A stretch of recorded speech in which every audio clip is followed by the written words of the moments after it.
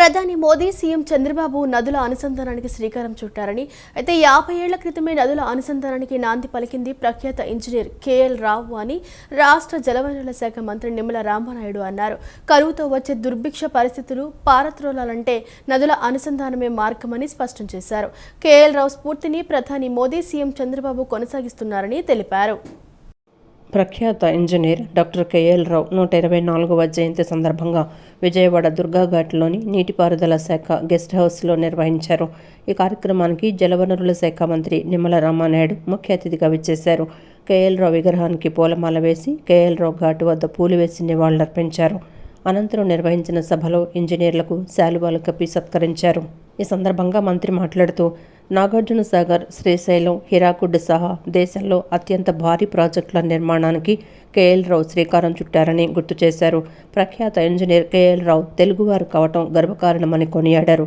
ఏటా 3000 టీఎంసీల వరద నీరు సముద్రంలోకి పోకుండా పోలవరం ప్రాజెక్టును చంద్రబాబు నిర్మిస్తున్నారని చెప్పారు. గత వైసీపీ ప్రభుత్వ హయాంలో పోలవరం ప్రాజెక్టు విధ్వంసానికి గురైందని మండిపడ్డారు. ప్రశ్నార్థకమైన పోలవరం ప్రాజెక్టును కూటమి ప్రభుత్వం గాడిలో పెట్టిందని అన్నారు. 2027 డిసెంబర్ కల్లా పోలవరం ప్రాజెక్టును పూర్తి చేయటమే కూటమి ప్రభుత్వం లక్ష్యమని స్పష్టం చేశారు.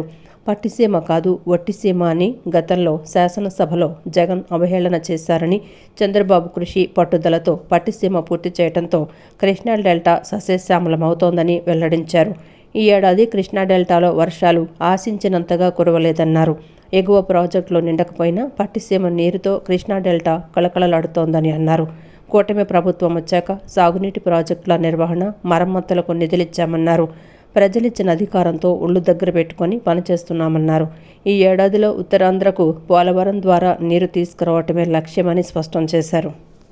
ఒక నదీ పరివాహక ప్రాంతంలో అధిక వర్షాలుండి ఇంకొక నదీ పరివాహక ప్రాంతంలో వర్షాలు తక్కువగా ఉన్నటువంటి పరిస్థితుల్లో అక్కడి కరువు కాటకాలు, దుర్భిక్ష పరిస్థితుల నుంచి ఆ ప్రాంతాన్ని కాపాడాలనంటే నదుల అనుసంధానం ఒక్కటే మార్గం.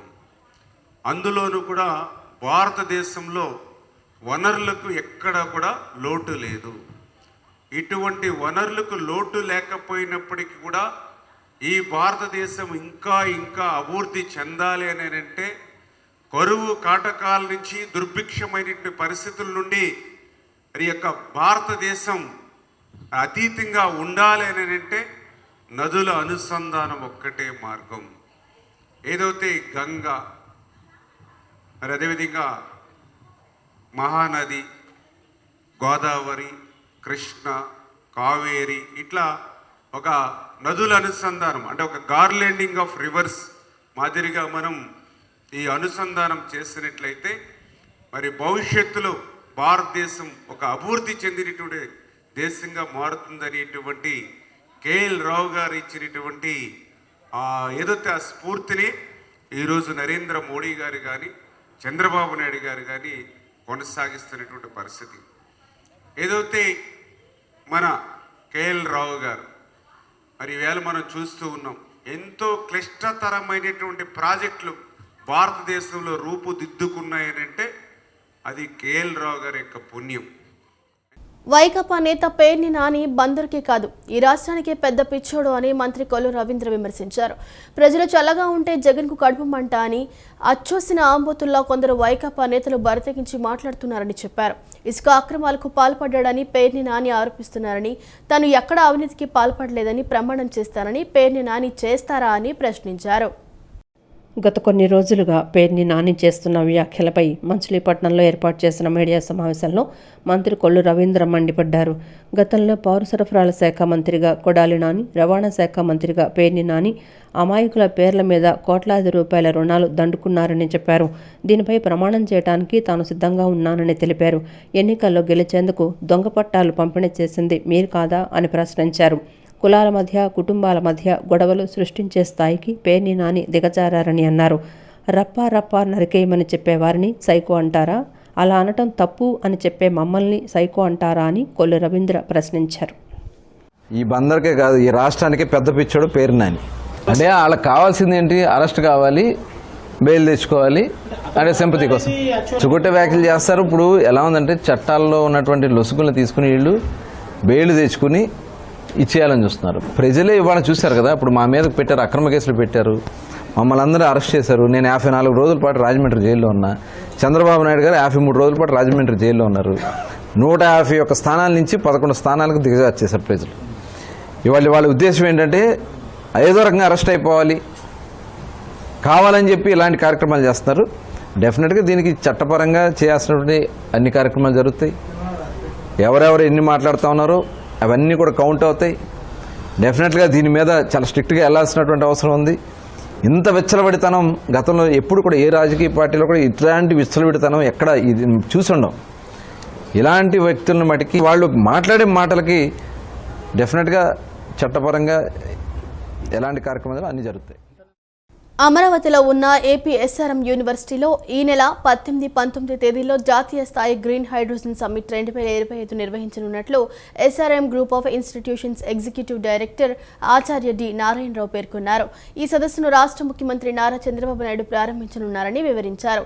కేంద్ర మంత్రి డాక్టర్ పెమ్మసాని చంద్రశేఖర్, నీతి ఆయోగ్ మెంబర్ డాక్టర్ వికే సారస్వతతో పాటు రాష్ట్ర ప్రభుత్వ ప్రధాన కార్యదర్శి విజయానంద్ ఈ సదస్సులో పాల్గొంటున్నారని పేర్కొన్నారు.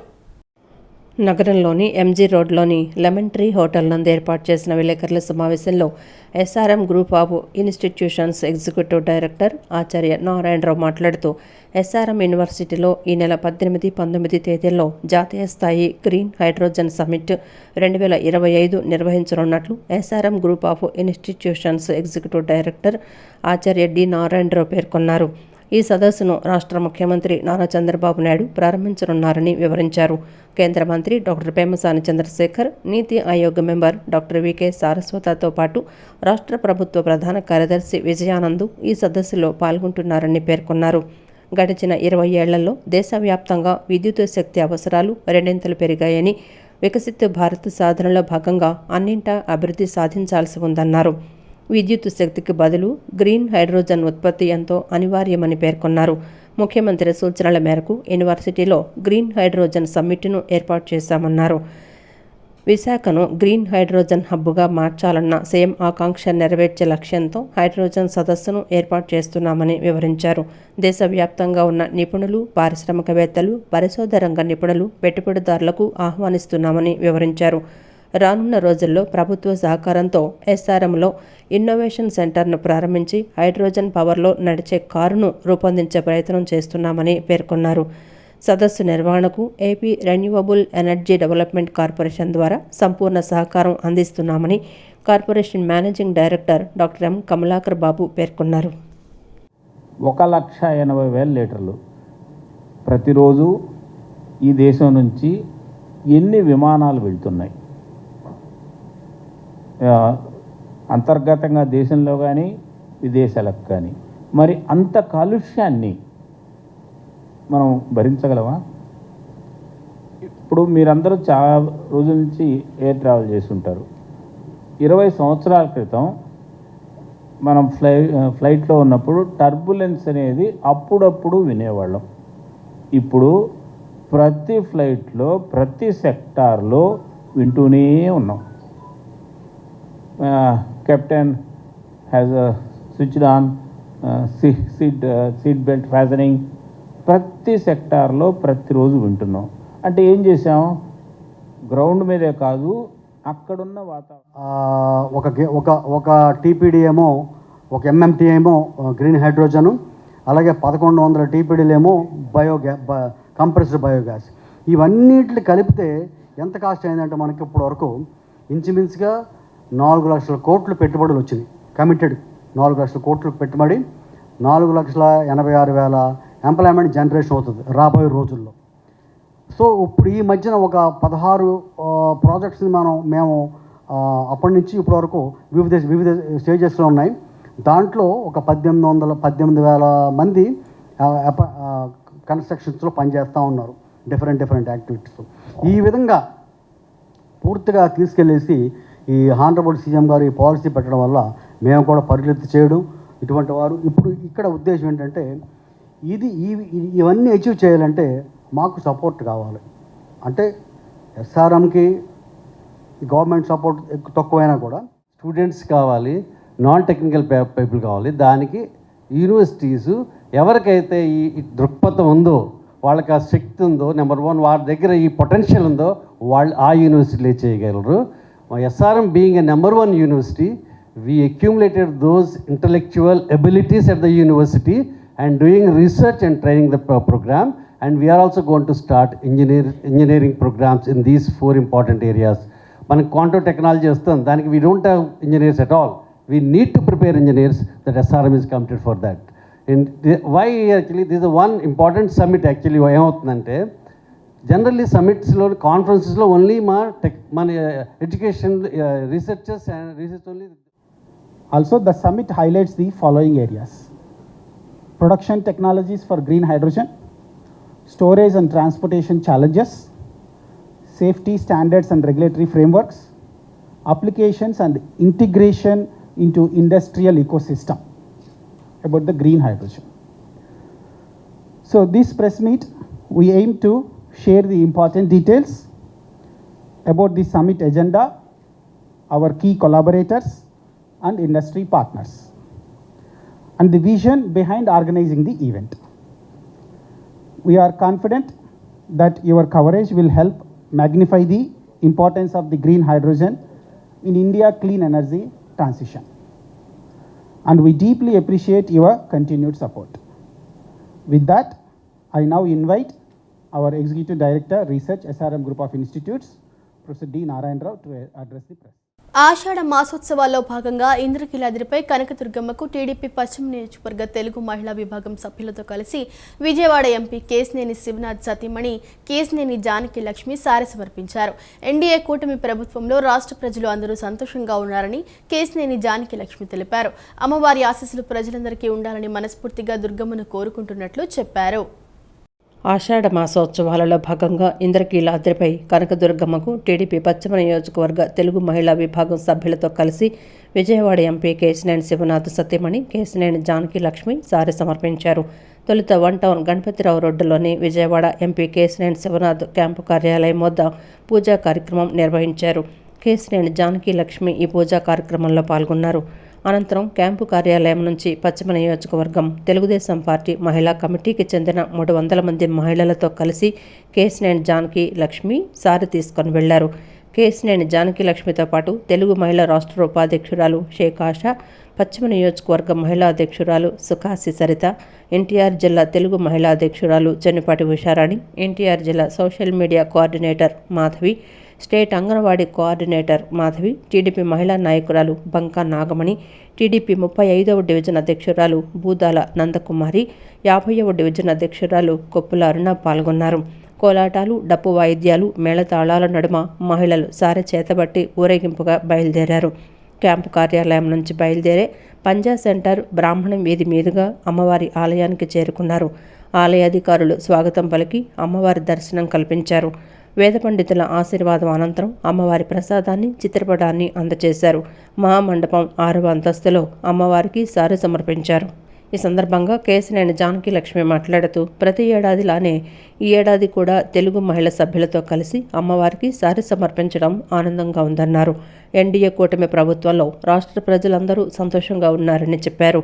అమ్మవారి ఆశీస్సులు ప్రజలందరికీ ఉండాలని మనస్ఫూర్తిగా కోరుకున్నట్లు తెలిపారు. ఆషాఢమాస సందర్భముగా అమ్మవారికి ఆషాఢ సారి తీసుకుని వెళ్ళటం జరుగుతుంది. అమ్మవారిని అందరిపైన, మన రాష్ట్ర ప్రజలందరిపైన కరుణ చూపించాలని, అందరూ సుఖ సంతోషాలతో ఉండాలని కోరుకుంటాం జరుగుతుందండి. అందుకని 300 మంది మహిళలతో అమ్మవారికి ఆషాఢం సారి సమర్పించడం జరుగుతుంది. పోయిన సంవత్సరం కూడా మన మంచి ప్రభుత్వం ఎన్నికయ్యాక ఆషాఢం మాసం సారి అమ్మవారికి సమర్పించడం జరిగిందండి. అందరూ సుఖ సంతోషాలతోనే ఉన్నారు. ఈ మంచి ప్రభుత్వంలో అందరూ ఆనందంగా ఉన్నారు. అందుకనే మళ్ళా ఈసారి కూడా అమ్మవారికి ఆషాఢం సారే మా ఆచారం ప్రకారం, అందరి ఆచారం ప్రకారం పెట్టడం జరుగుతుందండి. మహిళలు మొత్తం ప్రజలందరూ చాలా ఆనందంగా ఉన్నారండి.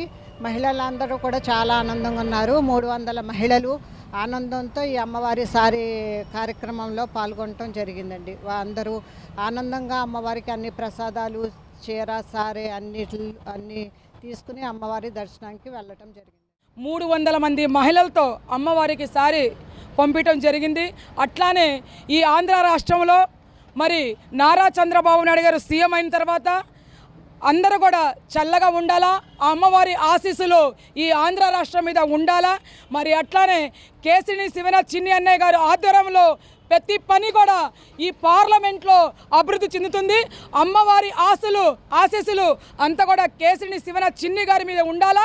అట్లానే అమ్మవారి ఆశీస్సులు ఉన్నాయి కాబట్టి 3 లక్షల మెజార్టీతో ఆయన గెలిచారు.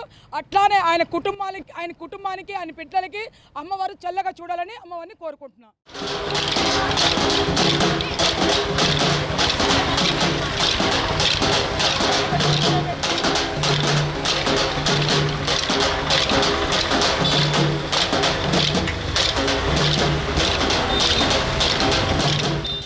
ఆషాఢ మాసం సందర్భంగా విజయవాడ ఇంద్రకీలాద్రిపై దుర్గమ్మకు సారి సమర్పించేందుకు భక్తులు పెద్ద సంఖ్యలో తరలివస్తున్నారు.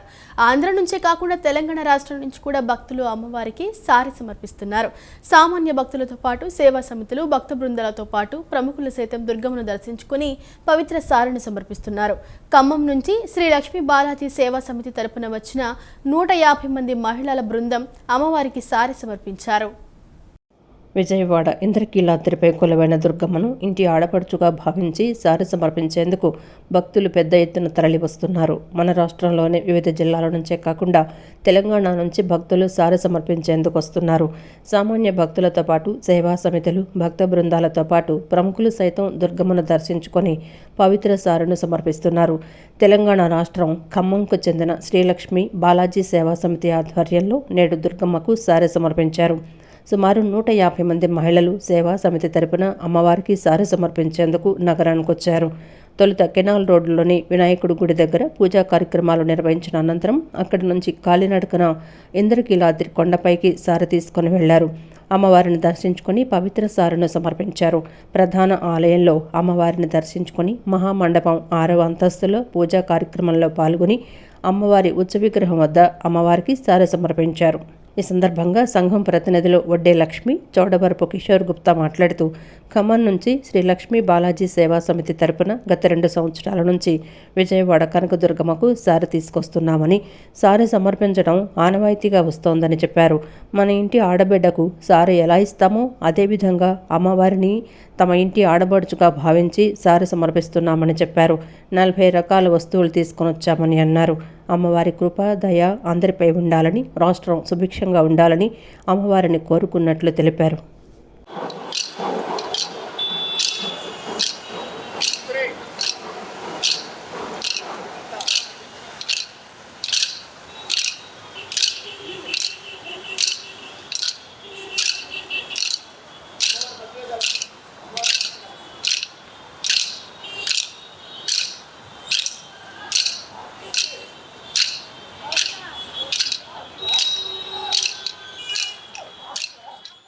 సారె సమర్పించడం అనేది మనం ఆనవాయితీగా వచ్చే ఆడపిల్లకు సారె పంపించడం ఎలా ఉంటుందో మన ఇంటి ఆడబిడ్డకి చీర, సారె, వాయనంతో పాటు పూలు, పండ్లు ఇలాంటివన్నీ ముత్తైదువులకు ఎలాంటివైతే అందిస్తుంటామో అలాంటివన్నీ అమ్మవారికి సారెగా మన ఆడపిల్లగా భావించి అమ్మవారిని కూడా మన ఇంటి ఆడబిడ్డగా సారె సమర్పించడం జరుగుతుంది. ఈ సంవత్సరంతో 3వ సంవత్సరంతో జరుపుతున్నాం కాబట్టి ఈ సంవత్సరం మేము 150 మందితో వచ్చాము ఇక్కడికి. అమ్మవారికి ఇవన్నీ పూలు, పండ్లు, సారె, చీరె అన్ని నైవేద్యాలు అన్నీ ఒక 40 రకాల వరకుగా మేము తీసుకొని వచ్చాము. ఖమ్మం నుండి మేము 150 మందితో వచ్చాము. ఈ సారె సమర్పించడం అనేది మనకి ఆడపిల్లకు పంపిస్తే ఎలా ఇంటి విలవేల్పుగా ఉండి ఇంటిని కాపాడుతూ చల్లగా ఎలా చూస్తారనుకోవటమో, అమ్మవారికి కూడా సారె పోస్తే మన రాష్ట్రం కానీ మన ఇల్లు కానీ సుభిక్షంగా ఎలా ఉండాలంటారో చాలా సంతోషంగా ఉండాలని, పాడి పంటలు అన్నీ సమృద్ధిగా ఉండాలని కోరుకుంటూ ఓం శ్రీ మాత్రే నమః. తెలంగాణ రాష్ట్రం, మన తెలుగు రాష్ట్రాలు రెండు కూడా సుభిక్షంగా ఉండాలని కోరుకుంటూ అమ్మవారికి ప్రతి సంవత్సరం ఇదే విధంగా సారి ఇవ్వడం జరుగుతుంది. ఈ సంవత్సరం మేము పాల్గొనడం మా అదృష్టంగా భావిస్తున్నాము. ఇదే విధంగా ఈ లక్ష్మీ బాలాజీ సేవా సమితి వాళ్ళు ఈ ఆనవాయితీగా ఇస్తున్నారు. ఈ ఆనవాయితీ ఇదే విధంగా కొనసాగించాలని, అమ్మవారి దయా కృపాకటాక్షాలు భారతదేశం మీద అందరి మీద ఉండాలని, మన దేశానికి వచ్చే విపత్తులు, యుద్ధాలు అలాంటివి ఏవీ రాకుండా దేశం సుభిక్షంగా ఉండాలని కోరుకుంటున్నాం. ఆషాఢ సారె మహోత్సవాల్లో భాగంగా పటమట దర్శిపేటలోని శ్రీ రాజరాజేశ్వరి లలితా పరమేశ్వరి అమ్మవారి ఆలయం నుంచి ఇంద్రకీలాద్రిపై వేంచేసి ఉన్న శ్రీ కనకదుర్గమ్మకు ఆషాఢ సారె సమర్పించారు. 108 మంది ముత్తైదువులు ఆలయంలో పూజా కార్యక్రమాలు నిర్వహించి ఆషాఢ సారె చేతబట్టి మేళ తాళాల నడుమ పటమట పురవీధుల గుండా ఊరేగింపుగా బయలుదేరారు. పటమట ఎన్టీఆర్ సర్కిల్ నుంచి ఇంద్రకీలాద్రికి వెళ్లి ఆలయంలో అమ్మవారిని దర్శించుకుని మహామండపంలో సారె సమర్పించారు. ఆషాఢ మాసం సందర్భంగా ఇంద్రకీలాద్రిపై వేంచేసి ఉన్న శ్రీ కనకదుర్గమ్మకు భక్తులు భక్తి శ్రద్ధలతో ఆషాఢ సారెను సమర్పిస్తున్నారు. సామాన్య భక్తులు, భక్త బృందాలు, మహిళా బృందాలు కాకుండా ఆలయాల తరపు నుంచి కూడా దుర్గమ్మకు సారె సమర్పిస్తున్నారు. పటమట దర్శిపేటలోని శ్రీ రాజరాజేశ్వరి లలితా పరమేశ్వరి అమ్మవారి ఆలయం తరపున ఇంద్రకీలాద్రిపై వేంచేసి ఉన్న శ్రీ కనకదుర్గమ్మకు ఆషాఢ సారె సమర్పించారు. ఆలయ అధ్యక్షులు ఆవుల నాసరయ్య, కార్యదర్శి పోతంశెట్టి నాగేశ్వరరావు, కోశాధికారి శివనారాయణ, సభ్యులు చదలవాడ వెంకటరత్నం, ఆలయ అర్చకులు 108 మంది ముత్తైదువులు ఆలయంలో పూజా కార్యక్రమాలు నిర్వహించారు. అనంతరం ముత్తైదువులు ఆషాఢ సారె చేతబట్టి మేళతాళాల నడుమ పటమట పురవీధుల గుండా ఊరేగింపుగా బయలుదేరారు. పటమట ఎన్టీఆర్ సర్కిల్ నుంచి ఇంద్రకీలాద్రికి వెళ్లి ఆలయంలో అమ్మవారిని దర్శించుకుని మహామండపంలో సారె సమర్పించారు. ఈ సందర్భంగా శివనారాయణ, పోతంశెట్టి నాగేశ్వరరావు మాట్లాడుతూ ప్రతి సంవత్సరంలా ఈ సంవత్సరం కూడా కనకదుర్గమ్మ వారికి శ్రీ లలితా పరమేశ్వరి శ్రీ రాజరాజేశ్వరి గుడి నుంచి అమ్మవారికి ఆషాఢ సారెను తీసుకువెళ్లినట్లు చెప్పారు. ఆలయంలో ప్రతి శుక్రవారం మధ్యాహ్నం లలితా సహస్రనామం చదివి సాయంత్రం అమ్మవారి భజన చేస్తారని అన్నారు. ప్రతి సంవత్సరం 100 నుంచి 150 మంది ముత్తైదువులు సారె సమర్పిస్తున్నారని తెలిపారు. అమ్మవారి కరుణా కటాక్షాలు దర్శిపేట ప్రాంత వాసులపై ఉండాలని ఆకాంక్షించారు. అమ్మవారికి ఆషాఢ సారి బయలుదేరుతుంది. మా రాజరాజశ్రీ లలిత పరమేశ్వర అమ్మవారి దేవస్థానం విశిష్టత ఏంటంటే ప్రతి శుక్రవారం మధ్యాహ్నం పూట లలిత చదివి అలాగే సాయంకాలం అమ్మవారి భజన చేసి అత్యంత నిష్టగా ఈ కార్యక్రమాన్ని అమలు చేస్తున్నారు. ప్రతి సంవత్సరం 100-150 మంది ముత్తైదువులు అమ్మవారికి అనేక రకాల స్వీట్లు, హాట్లు మరియు పూలు, పళ్ళతో అమ్మవారిని సందర్శించడం, అమ్మవారికి సారి సమర్పించడం జరుగుతుంది. ఈ కార్యక్రమం ఇంకా దిగ్విజయంగా జరగాలని, అమ్మవారి కరుణా కటాక్షాలు దర్శిపేట పడమట వాసులపై కలగాలని ఆ అమ్మవారిని ప్రార్థిస్తూ అందరూ కూడా స్వచ్ఛందంగా వారు తయారయ్యి వారికి నచ్చినటువంటి పళ్ళు, ఫలాలు, స్వీట్స్ అనేక రకమైన వస్తువులతో అందరూ కూడా పటమట పురవీధుల్లో ప్రదర్శించి ఇక్కడ పూజ చేసుకొని పటమట పురవీధుల్లో తిరుగుతూ తదనంతరం అమ్మవారి దుర్గామల్లేశ్వరి దేవస్థానానికి వెళ్ళి అక్కడ సారె సమర్పించి అమ్మవారికి తదనంతరం అమ్మవారి దర్శనం కూడా చేసుకొని తదనంతరం తీర్థప్రసాదాలు తీసుకొని దర్శిపేట తిరిగి ఇచ్చేస్తున్నారు. ప్రతి సంవత్సరం కూడా ఇది ప్రత్యేకంగా జరుగుతోంది. కాబట్టి దర్శిపేట ప్రజలు అందరూ కూడా ఈ యొక్క కార్యక్రమంలో చేసి విజయవంతం చేయాల్సింది కోరుకుంటున్నాం. అనంతరం ఆలయ అర్చకులు మాట్లాడుతూ దేవాలయంలో నిత్య సేవలు చేస్తున్న ముత్తైదువులు తమ స్వగృహంగా భావించి ఆలయం నుంచి ఇంద్రకీలాద్రి అమ్మవారి దేవాలయానికి సారె సమర్పిస్తున్నారని చెప్పారు. ముత్తైదువులు ఎవరి వంతు వారు అమ్మవారికి సారె సమర్పిస్తున్నారని ఆలయం తరపు నుంచి మంగళసూత్రాలు కూడా ఇవ్వటం జరిగిందన్నారు. హాయిగా ఆనందంగా ఉండాలి అనేటటువంటి ప్రధానమైనటువంటి అంశము. అదేవిధంగా ఈ యొక్క ఆషాఢ మాసంలో శాకాంబరి అమ్మవారిగా ఆవిర్భవించి, శాకములు అంటే తన యొక్క ఆయుధములనే భక్తులకు ఆహారముగా సమర్పించుతూ వారిని నిత్యము కూడా ఆనందంగా ఉంచేటటువంటిదే ఈ యొక్క శాకాంబరి. ఈ అలంకారంలో ప్రధాన పాత్ర ఈ ఆషాఢ సారె కార్యక్రమంలో అమ్మవారికి ఎవరి వంతు వారు పసుపు, కుంకుమ, పూలు, పళ్ళు, చీర, జాకెట్ అలాగే మంగళసూత్రాలు కూడా మన అమ్మవారి దేవస్థానం నుండి దుర్గమ్మవారికి సమర్పించడం జరుగుతుంది. ముఖ్యంగా మా ఆలయ సుమారుగా 108 మంది ముత్తైదువులు ఈ యొక్క కార్యక్రమంలో పాల్గొన్నారు. అందులో ప్రధానంగా మా ఆలయ అధ్యక్షులు ఆవుల నాసరయ్య గారు, అదేవిధంగా మా సెక్రటరీ గారు పోతంశెట్టి నాగేశ్వరరావు గారు, అలాగే మా ట్రెజరర్ గారు యమ శివనారాయణ గారు, అలాగే మా కమిటీ సభ్యులు మన చదలవాడ వెంకటరత్నం గారు, అలాగే మా భక్తులు అందరూ కూడా కార్యక్రమంలో పాల్గొని అమ్మవారికి సారె కార్యక్రమాన్ని తీసుకెళ్తూ ఉన్నాము. శ్రీమాత్రే నమః. కూటమి ప్రభుత్వం అధికారంలోకి వచ్చి ఏడాది పూర్తయిన రైతులకు, రైతు కూలీలకు ఇచ్చిన వాగ్దానాలను నేటికి అమలు చేయలేదని ఆంధ్రప్రదేశ్ కౌలు రైతుల సంఘం రాష్ట్ర ప్రధాన కార్యదర్శి పి జమలయ్య విమర్శించారు. కౌలు రైతులకు సులభంగా గుర్తింపు కార్డులు, షూరిటీ లేని పంట రుణాలు ఇవ్వాలన్నారు. అన్నదాత సుఖీభవ పథకాన్ని తక్షణమే అమలు చేసి రైతులను ఆదుకోవాలని ఆయన డిమాండ్ చేశారు. ఆంధ్రప్రదేశ్ కౌలు రైతు సంఘం ఆధ్వర్యంలో దాసరి భవన్లో జరిగిన కౌలు రైతు సమస్యలు, రాష్ట్ర ప్రభుత్వ విధానాల అంశంపై రౌండ్ టేబుల్ సమావేశం జరిగింది. ఈ సమావేశంలో సిపిఐ రాష్ట్ర కార్యదర్శి రామకృష్ణ, మాజీ మంత్రి వడ్డే శోభనాద్రేశ్వరరావు, రైతు, కూలీ, ప్రజా సంఘాల నాయకులు పాల్గొన్నారు. ఈ సందర్భంగా ఆంధ్రప్రదేశ్ కౌలు రైతుల సంఘం రాష్ట్ర ప్రధాన కార్యదర్శి పి జమలయ్య మాట్లాడుతూ రాష్ట్రంలో కూటమి ప్రభుత్వం అధికారంలోకి వచ్చి ఏడాది పూర్తయినా రైతులకు, రైతు కూలీలకు ఇచ్చిన హామీలను అమలు చేయలేదని ఆరోపించారు. కౌలు రైతుల రక్షణ, సంక్షేమానికి ఒక సమగ్రమైన నూతన కౌలు చట్టం తీసుకొస్తామని, గుర్తింపు కార్డులు పొందేందుకు చర్యలు తీసుకుంటామని చెప్పిన హామీ అమలు కాలేదన్నారు. ఏడాది పాలనలో కౌలు రైతులకు ఎటువంటి ప్రయోజనమూ చేకూరలేదన్నారు. రిజర్వ్ బ్యాంక్ ఆఫ్ ఇండియా నిబంధనల ప్రకారం 2 లక్షల వరకు ఎటువంటి ష్యూరిటీ లేకుండా పంట రుణాలు జారీ చేయాలని ఆదేశాలున్నప్పటికీ ఏ బ్యాంకు అమలు చేయటం లేదని ఆవేదన వ్యక్తం చేశారు. పంటకు కనీస గిట్టుబాటు ధర రావడం లేదన్నారు. కౌలు రైతులకు సులభంగా గుర్తింపు కార్డులు ఇవ్వాలని, అన్నదాత సుఖీభవ పథకాలను తక్షణమే అమలు చేయాలని డిమాండ్ చేశారు. ప్రభుత్వం కౌలు రైతుల కోసం తీసుకోవాల్సిన చర్యలపై తీర్మానాలు చేసినట్లు వెల్లడించారు.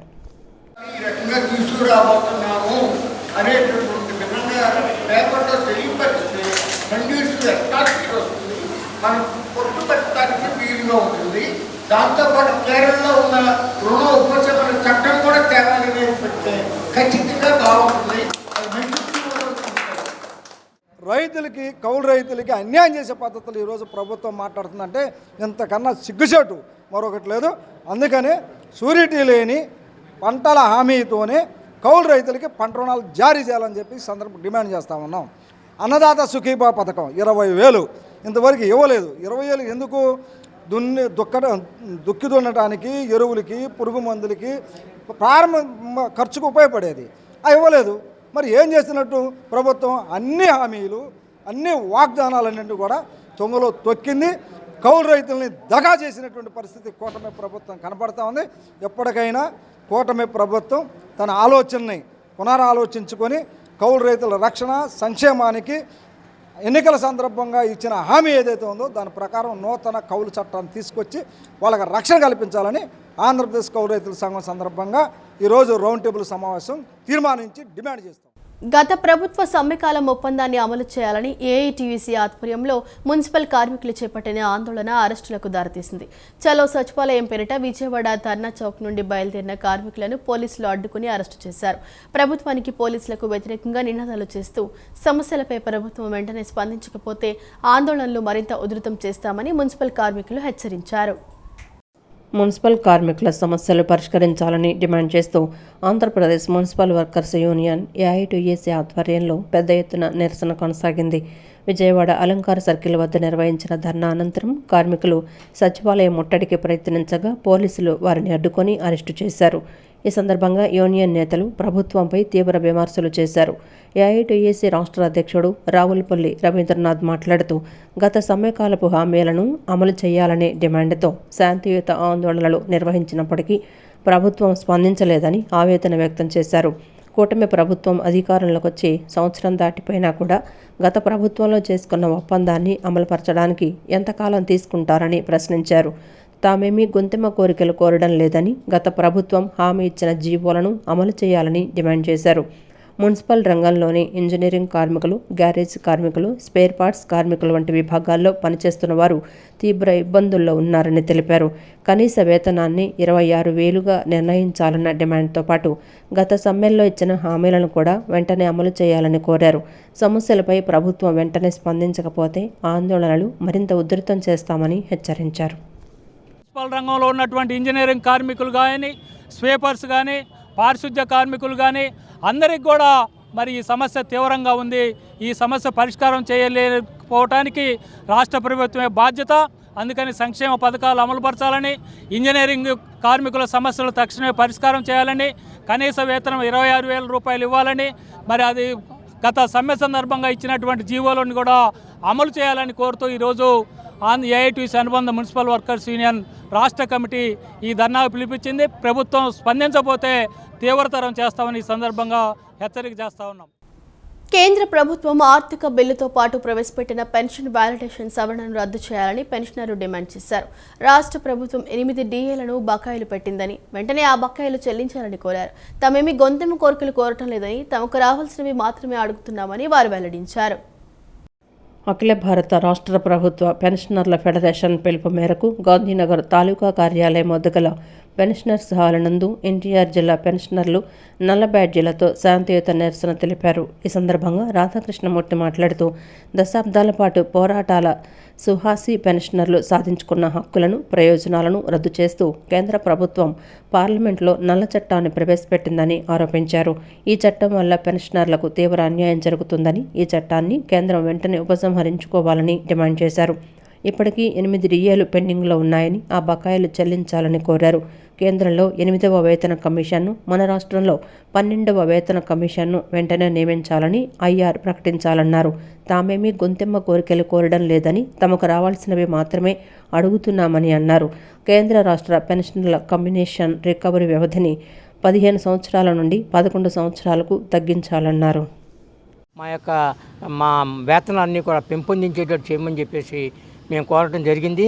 సో మా డిమాండ్స్ అన్నీ కూడా లెజిటిమేట్ డిమాండ్స్, న్యాయసమ్మతమైనటువంటి కోరికలు. ఇవన్నీ కూడా ప్రభుత్వానికి భారం కూడా కాదు. ఎందుకంటే మాది ఇవన్నీ కూడా ప్రభుత్వం అలాట్ చేయవలసినటువంటి అమౌంట్లు. ఇవన్నీ కూడా మాకు రావాల్సిన డిఎల్ అనేవి లెజిటిమేట్, మాకు రావాల్సిన పిఆర్సీ అనేది లెజిటిమేట్. ఇవన్నీ కూడా న్యాయబద్ధమైనటువంటి కోరికల్ని మేము అడిగాం తప్ప ఇందులో గొంతెమ్మ కోరికలు అంటూ ఏమీ లేవు. లేకపోతే మేమేదో గొంతెమ్మ కోరికలు కోరాం అనేటువంటి మాట కాదు. ఇది చాలా జస్ట్ డిమాండ్స్ అన్నమాట, రీజనబుల్ డిమాండ్స్. సో ఎవరిని అడిగినా కూడా ఇది మాకు ఎడిషనల్ క్వాంటమ్ అనేది తగ్గించారు. సో దాన్ని మమ్మల్ని యథావిధిగా ఉంచాలని చెప్పేసి మేము కోరుకుంటున్నాం. అకారణంగా తనపై దాడి చేసి తన ఇంట్లో సామాన్లు, విలువైన డాక్యుమెంట్లను నాశనం చేశారని కోట సామ్రాజ్యం అనే మహిళ వాపోయారు. తాను నివాసం ఉంటున్న ఇంటిని మే 30వ తేదీన ఖాళీ చేస్తామని చెప్పినా వినకుండా దాడులకు పాల్పడ్డారని ఆరోపించారు. ఈ ఘటనపై మాచవరం పోలీస్ స్టేషన్లో ఫిర్యాదు చేసినా ఇప్పటివరకు ఎటువంటి చర్యలు తీసుకోలేదని ఆవేదన వ్యక్తం చేశారు. బెంచ్ సర్కిల్ సమీపంలోని మున్సిపల్ ఎంప్లాయీస్ కాలనీలో అద్దెకు నివసిస్తున్న కోట సామ్రాజ్యం అనే మహిళ తనపై అకారణంగా దాడి చేశారని, దానికి పోలీసులు సహకరించారని వాపోయారు. గాంధీనగర్ ప్రెస్ క్లబ్లో ఆమె విలేకరులతో మాట్లాడుతూ వివరాలు వెల్లడించారు. గత 4 ఏళ్లుగా తాను కృష్ణారావు అనే వ్యక్తి సతీమణి తనకు ఇంటిని అద్దెకిచ్చిందని చెప్పారు. గత సంవత్సరం ఆ ఇంటి యజమానురాలు మృతి చెందటంతో ఆమె కుమార్తె శైలజ ఇంటిని ఖాళీ చేయాలని చెప్పినట్లు తెలిపారు. మే 30వ తేదీన ఇంటిని ఖాళీ చేస్తామని చెప్పిన అనంతరం శైలజ సహా మరో 60 మందికి పైగా వ్యక్తులు ఇంటికొచ్చి తాను నివసిస్తున్న ఇంట్లోకి బలవంతంగా ప్రవేశించి దాడికి పాల్పడ్డారని పేర్కొన్నారు. మారణాయుధాలతో తమపై దాడి చేశారని, ఇంట్లో ఉన్న సామాన్లు ధ్వంసం చేశారని వాపోయారు. ఈ ఘటనపై మాచవరం పోలీస్ స్టేషన్లో ఫిర్యాదు చేసినా ఇప్పటివరకు ఎటువంటి చర్యలు తీసుకోలేదని ఆరోపించారు. విలువైన డాక్యుమెంట్లు, వస్తువులు నాశనం చేశారని చెప్పారు. తన వైపు ఏదైనా తప్పు ఉంటే చట్ట ప్రకారం శిక్షించాలని, కానీ ఇలాంటి విధమైన దాడులు న్యాయవిరుద్ధమని పేర్కొన్నారు. తనకు న్యాయం చేయాలని కోరారు. ఈరోజు మళ్ళీ 4 సెక్షన్లు 2 సెక్షన్లు అని చెప్పి వేశారు. అవి కూడా దుండగులు వచ్చి సామాన్లు పగలకొట్టారు. ఇంతవరకే వేశారు తప్పితే నా మీద కొట్టింది కానీ ఏమీ ఇచ్చేలా. దయచేసి నా సామాన్లు నాకు వెనక్కి ఇప్పించమని చెప్పండి. దయచేసి ఎవరైతే నా మీద దాడి చేపించారు, ఈ శైలజ హస్బెండ్ మీద, కొడుకు మీద చర్య తీసుకోమని చెప్పండి. ఏసీపీ గారు ప్రత్యేకించి ఇది 6 నెలల నుంచి రిగ్గింగ్ చేపిస్తూ ఇంటి చుట్టూ ఎవరో గోడలు దూకుతూ గోడల నుంచి వెళ్ళిపోవటం, ఇట్లా చేయటం, నా మీద ఉన్న ఏదో బ్యాడ్ రూమర్ క్రియేట్ చేసేలాగా చాలా ప్లాన్లు వేశారు. 6 నెలల నుంచి రిగ్గింగ్ చేశారని చెప్పి చుట్టూ అందరూ చెప్తున్నారు. మేము రోజు చూస్తున్నాం వీళ్ళందరూ ఇటు తిరుగుతూ ఉన్నారని కూడా. ఏసీపీ, సిఐ గారు, ప్రకాష్ గారు, శైలజ హస్బెండ్, శైలజ కొడుకు, వీళ్ళ అందరూ కలిసి నా మీద ఈ రకమైన పరిస్థితి క్రియేట్ చేశారు. దయచేసి ఈ విషయంలో నాకు న్యాయం జరగాలని చెప్పి నేను కోరుకుంటున్నాను. ఈ ప్రెస్ ముందుకు వచ్చానండి. ఈ వార్త ఇంతటితో సమాప్తం. నమస్కారం.